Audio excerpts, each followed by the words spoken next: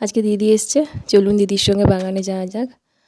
বাগানে গিয়েছিলাম দিদি আর আমি, সেখান থেকে যে কটা গাছ আছে সেই কটা থেকে বেগুন, পেয়ারা সেই সব কিছু তোলা হলো।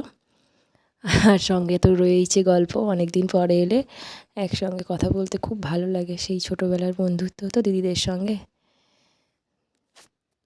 আজ থেকে 10 বছর আগে দিদির বিয়ে হয়ে গেছে, দিদির ছেলেও বড় হয়ে গেছে প্রায় অনেকটা।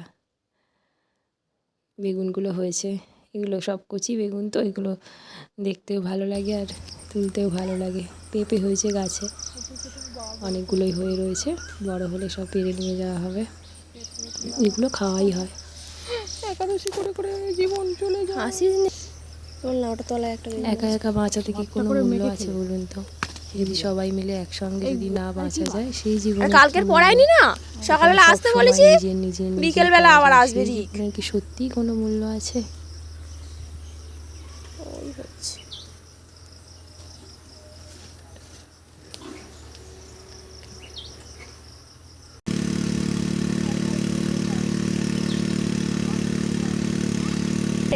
দুটো দেখ।